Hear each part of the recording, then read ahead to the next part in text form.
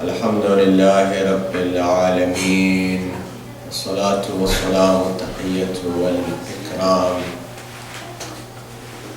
على النبي الأمي العربي القرشي المكي المدني القاشمي صاحب قاب قوسين محبوب رب المشرقين والمغربين جد الحسن والحسين نبي الحرمين والإمام القبلتين والرسول الثقلين الذين سمي في السماء بأحمد وفي الأرض بأبي القاسم محمد. اللهم صل على محمد وعلى أهل بيته الطيبين الطاهرين المعصومين المظلومين المنتخبين المنتجبين لا سيما بقية الله في العالمين وحجته على الخلائق أجمعين.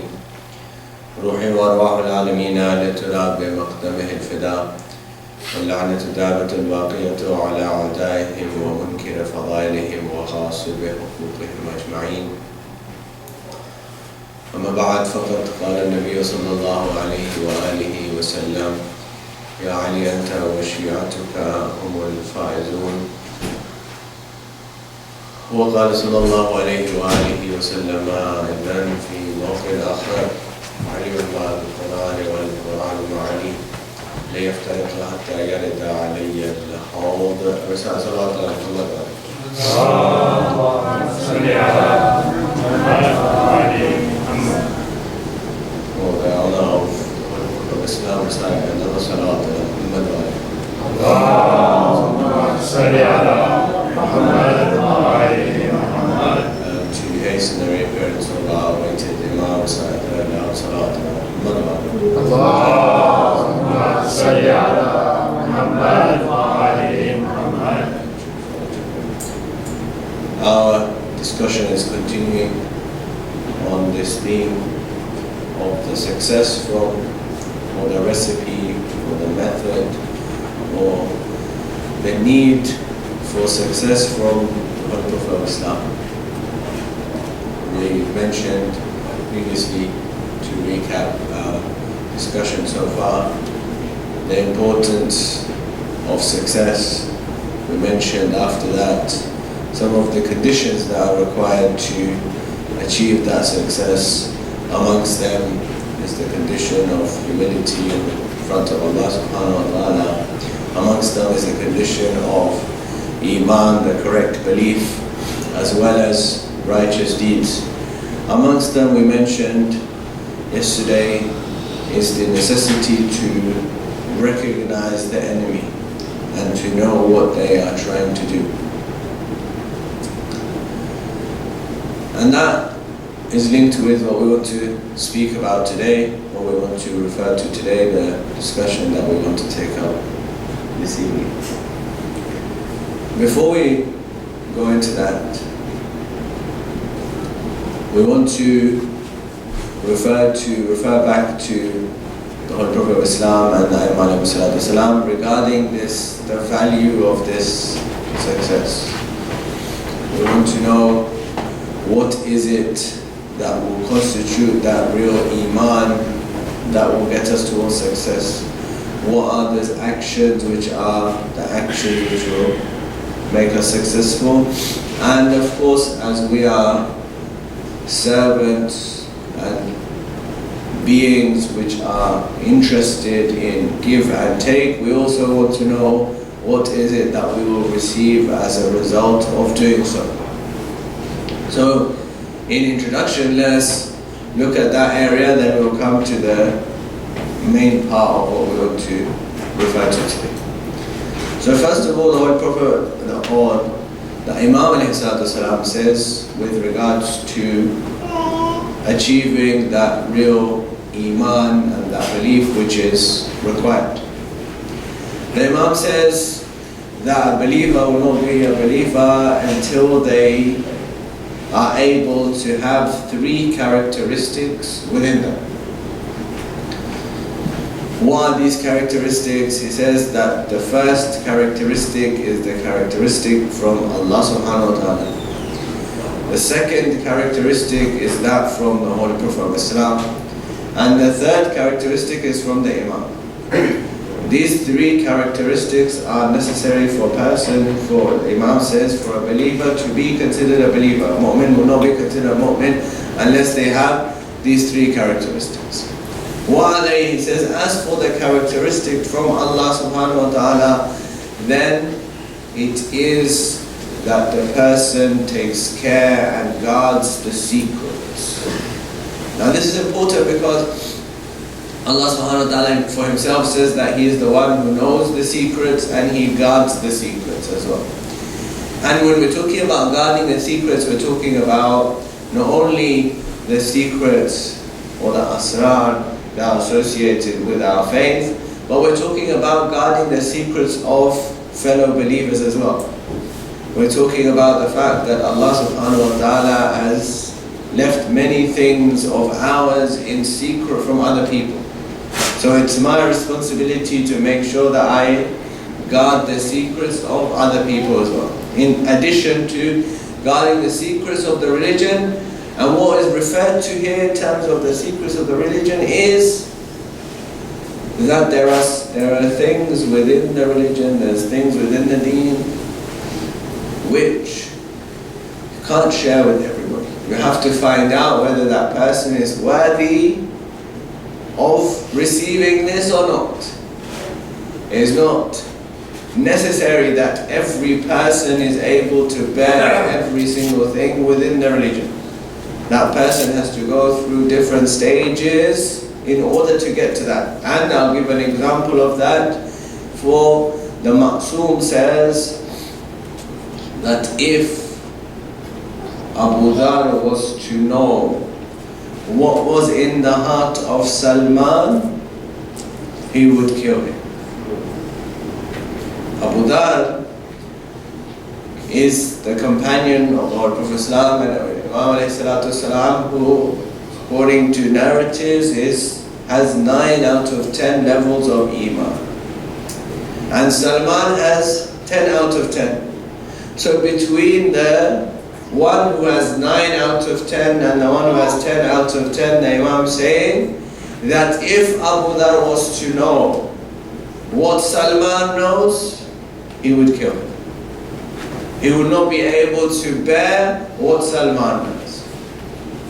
So that means that there's different levels of people believing, and there's different levels of what can be shared with which person. So this is the first characteristic the Imam is saying of the person who believes that he has to guard the secrets. If he knows the secret of Allah subhanahu wa ta'ala, if he knows the secret of Muhammad, he can't share that secret with everybody unless he's tested that person of whether they're worthy of receiving that or not. So the second characteristic is the characteristic of the Holy Prophet of Islam. The characteristic of the Holy Prophet of Islam is what? Is treating other people kindly. This is the characteristic of the Holy Prophet of Islam, that he used to treat people even if they treated him unkindly, he still treated them well. This was the characteristic of the Holy Prophet. So he says this is the characteristic that has to be found in a believer, that he has to guard the secrets, then he has to have a good character with other people. And the third characteristic, he says, it is from the Imam, is that he's patient in the wake of adversity and distress. When a person goes through calamity, when a person goes through difficulty, that person remains patient. That is the characteristic of the Imam Salamullah. Recite Salawat Muhammad.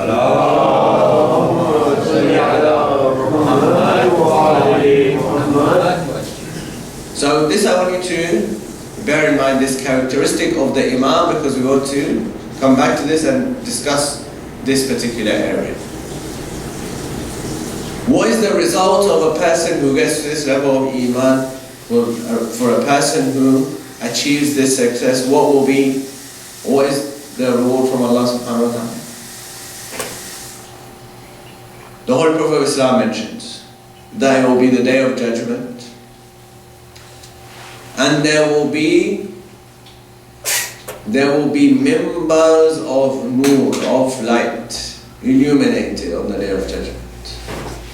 And upon them will be people who themselves will be so illuminated that people won't be able to look at them. The minbar itself will be of nur, and the people on them will also be so illuminated that people will not be able to look at them, and all of the people in Mahshar, all of the people on the Day of Judgment will be wondering who are these people. They will wish that we were amongst them as well. The Holy Prophet of Islam mentions this, then he repeats it, then he says it a third time. Then he's silent. So one of the companions says, Ya Rasulullah, will this be the shuhada? We know that for the shuhada, for those who are killed in the way of Allah subhanahu wa ta'ala, there's a very high rank on the Day of Judgment. So this companion says, Ya Rasulullah, will these people be the shuhada? The Holy Prophet says they will be the shuhada, but not the shuhada that you know. Then he says, Ya Rasulullah, will these people be the prophets? Will this be the prophets of Allah who will be in this state? He says they are the prophets, but not the ones that you know. He says, will this be the successors of the prophets? Again, the Holy Prophet says it will be the successors of the prophets, but not the way that you know or the way that you imagine. Finally, this companion says, Ya Rasulullah, will these be the people of the earth or people from the heavens? The Holy Prophet says they will be the people of the earth. There will be people from the earth. He says, Ya Rasulullah, who will they be? So at that moment, the Holy Prophet of Islam points to Amir al-Mu'min salam. It says he will be him and his Shia who will be on this state on the Day of Judgment. And he says, remember, in a longer narration, at the end of that he says, remember that anybody who claims to love me, to follow me, who believe me, but shows adversity towards him, then know that that person is a liar. Whoever claims to follow me and love me and believe in me, but they show adversity and enmity towards him, towards Ali ibn Abi Talib alayhi salam, then know that that person is a liar. That person is lying in their love towards me because they're showing adversity towards Amir al-Mu'min alayhi salam. So we come back. The third characteristic of Iman that the Imam alayhi salam had mentioned was that of patience in the wake of adversity, in difficulty and calamity. Those people who stay patient, who acquire patience. Now, as far as patience is concerned, this is a trait that, regardless of what people believe in, is one that is considered a virtue. We say in English, patience is a virtue. And every faith tradition, every moral code tells us about the virtue of patience. But in reality, when we're talking about patience amongst ourselves, what do we mean? So for example, it's common for us, if a person passes away, and we go to see the person whose relative is, who has passed away, we say to them, may Allah grant you patience. When somebody goes through a difficulty, a loss, we say to them, may Allah give you patience. But what are we saying? This person doesn't have any other choice. Whatever they do, they will have to be patient. They will have to bear this. What we're saying is we want you to bear this calmly. We want you to not react over this loss that you've gone through. But in reality, that's not patience, because that person didn't have the choice to do anything else. What is patience in reality? Patience in reality is when a person has a choice between two things. When a person has a real choice of how to act and then given that choice, they remain patient. That is the real definition of patience. This is what the Imam ﷺ is talking about. When he says there's people who are patient in the face of adversity. What is the example of this?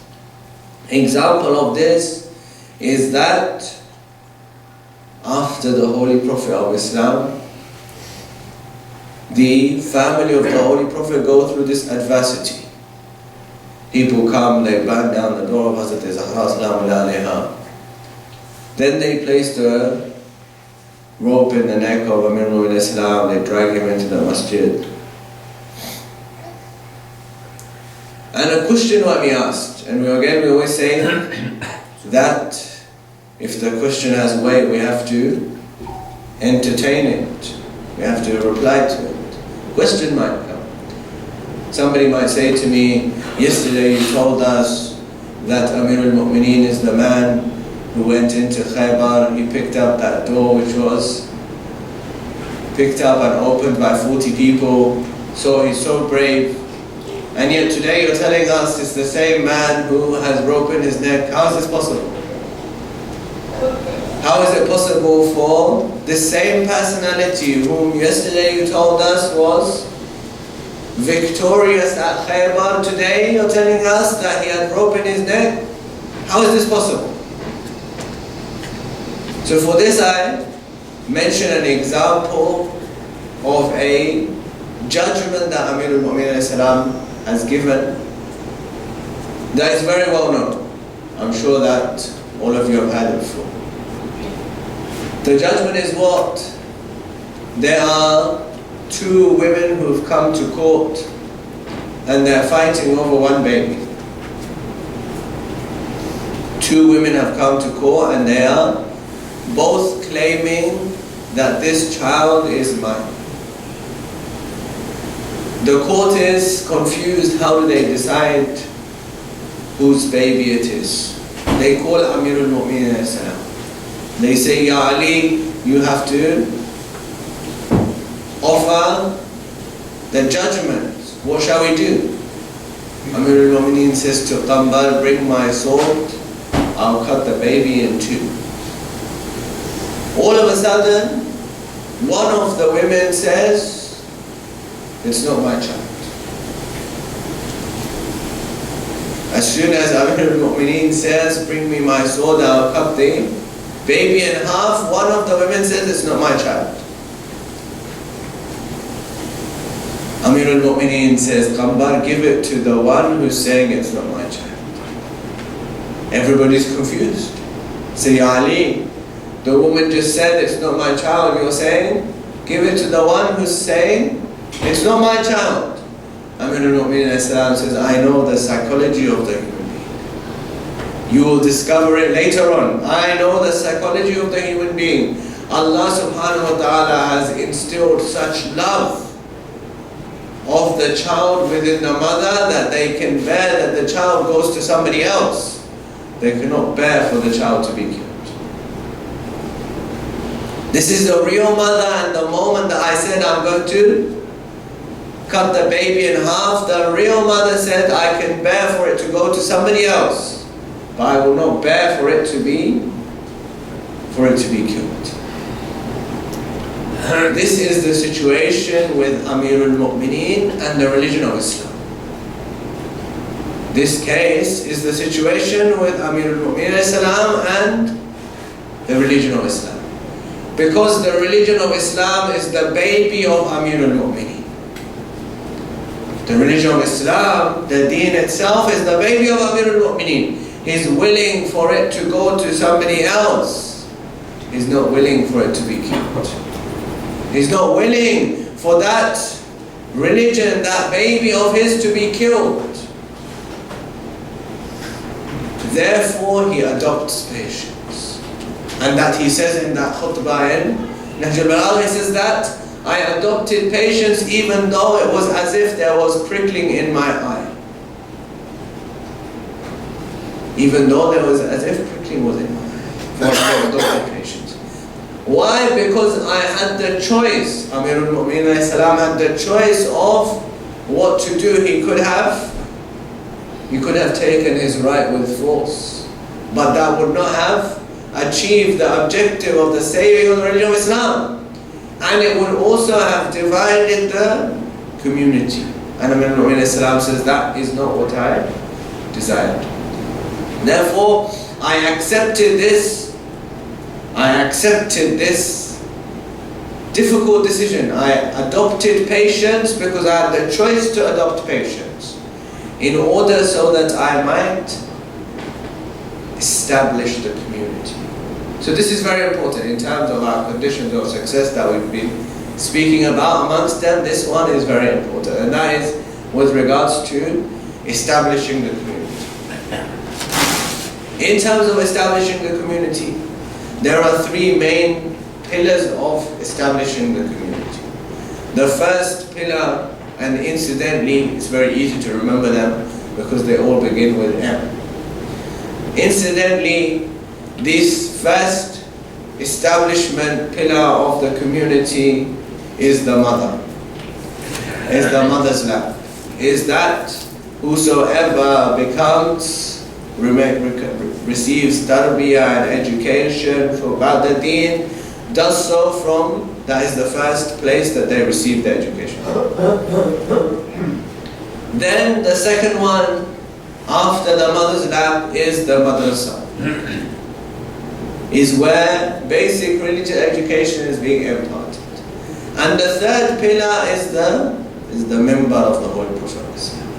And this one is also there to propagate the message of Muhammad and Ali Muhammad alayhi salatu wasalam.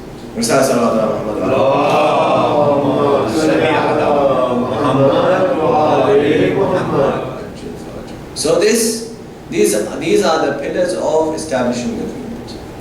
And alhamdulillah, wherever we go, wherever we have followers of Ahlul Bayt alayhi salatu wasalam, they make their endeavors to strengthen these pillars of the community. There is no place in the world where there are followers of Ahlul Bayt alayhi salam and they have not, in some way or another, established these pillars.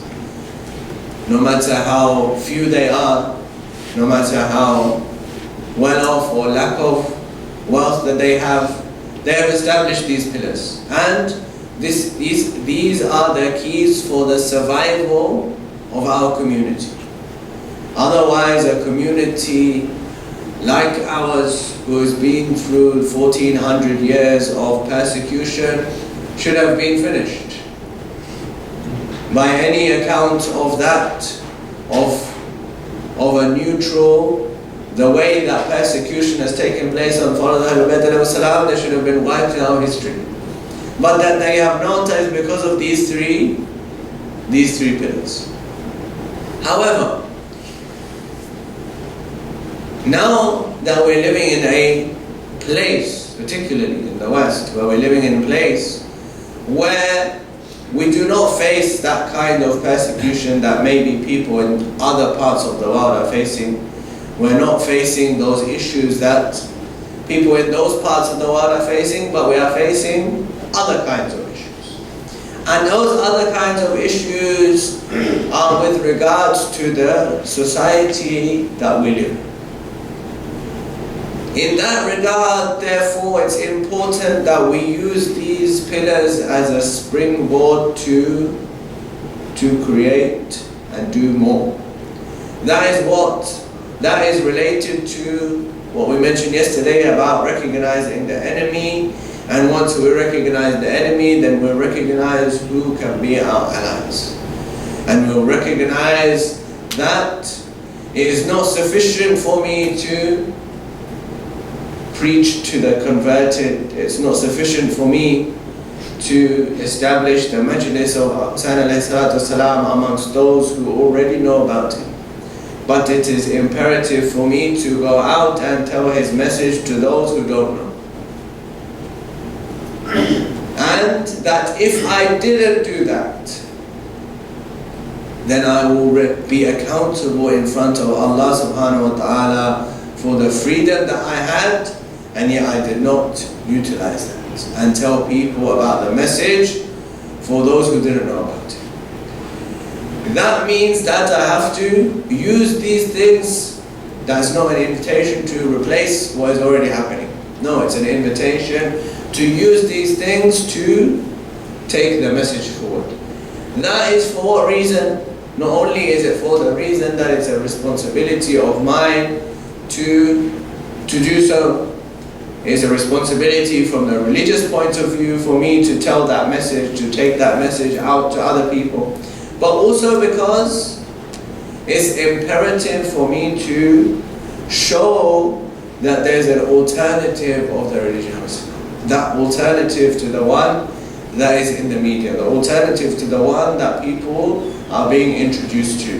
That there is a Islam of Ahlul Bayt alayhi salatu. That Islam of Ahlul Bayt alayhi salam is the Islam of love and compassion.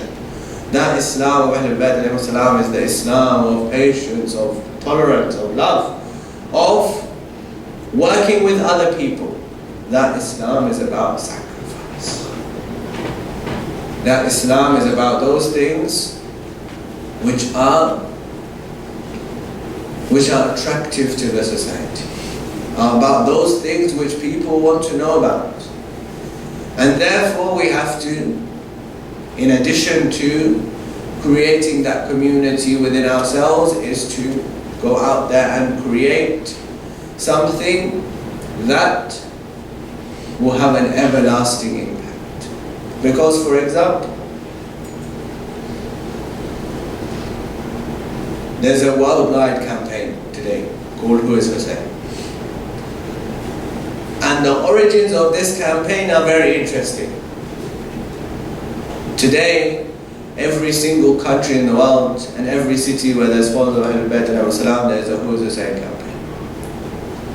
But the origin of it was what? Did all these communities come together to establish this Who is Hussein? No. 3 people, young men in London, sat down and said, we need to take the message of Hussein to other people. 3 people. All 3 of them that I know personally. These 3 young people sat down and said, we need to take the message of Hussein outside of our community. That's it.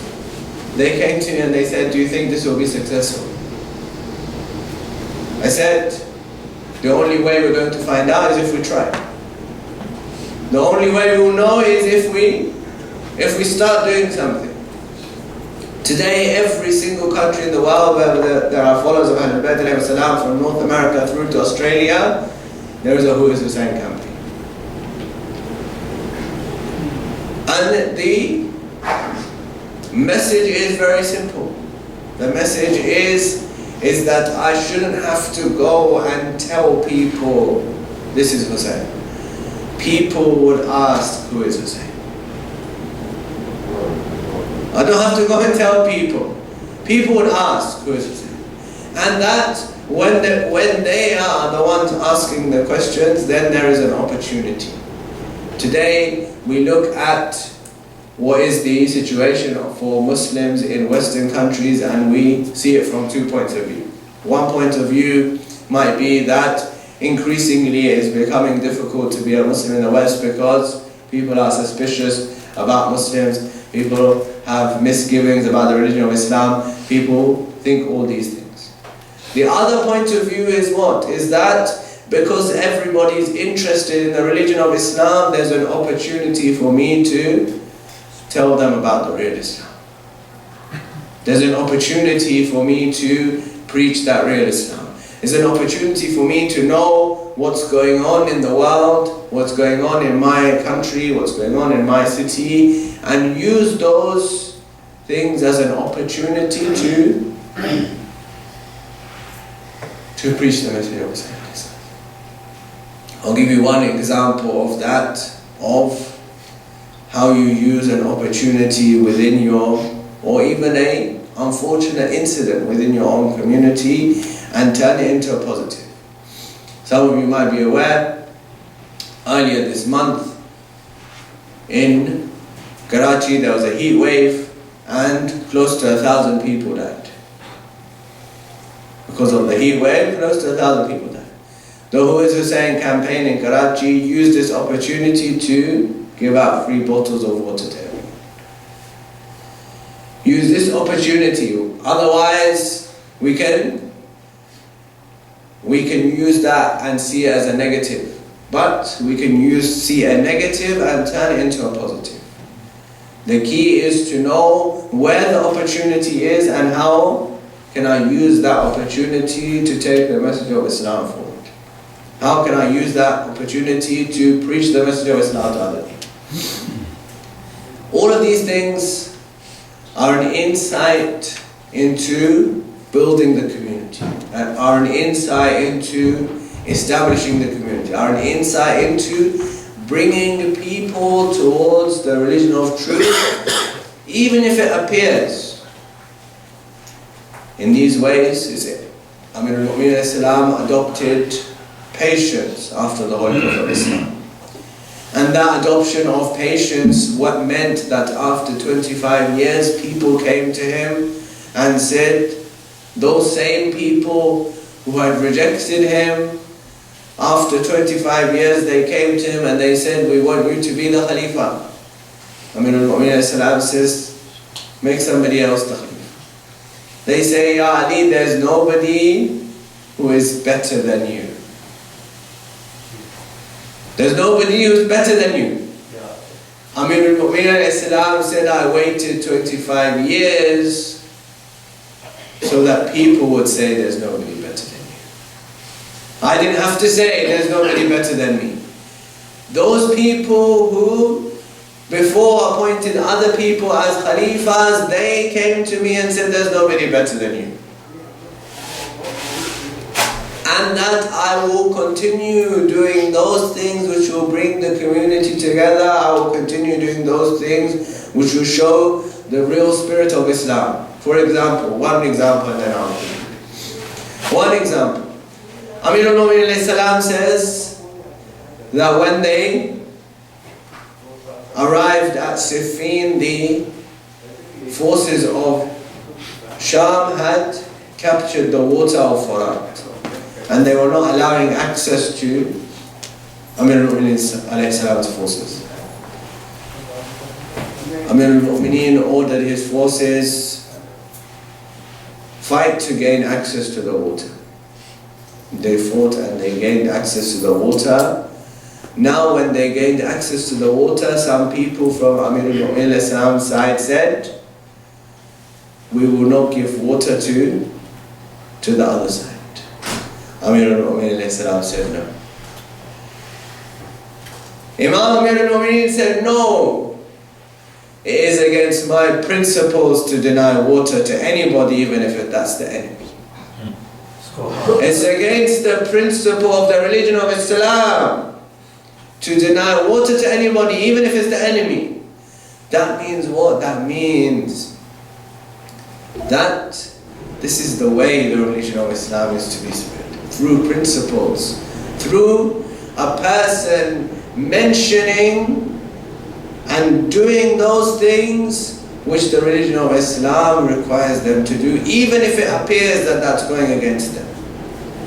The reality of truth, the reality of Islam, the reality of Amir al-Mu'minin is that they will do whatever is demanded from them from Allah subhanahu wa ta'ala, even if it appears that it's going against them. Because principle comes before anything else. The most important thing in establishing the community, in taking the message forward, is establishing those principles, is living that life in the way that Amir al-Mu'minin wanted to live, and that taking that message outside. Because whether we like it or not, every person who's a Muslim, who's living in a non-Muslim country, is an ambassador of the religion of Islam, is a representative of the religion of Islam. That is how every non-Muslim person sees a Muslim, that they are representative of the religion of Islam. And therefore, it is imperative for that person who is seen as a representative of the religion of Islam to make sure that they work on their own character, they work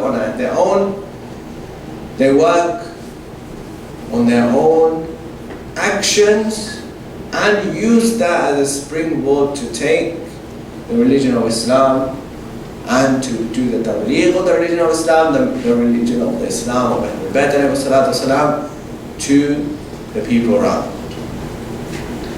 That is, inshallah,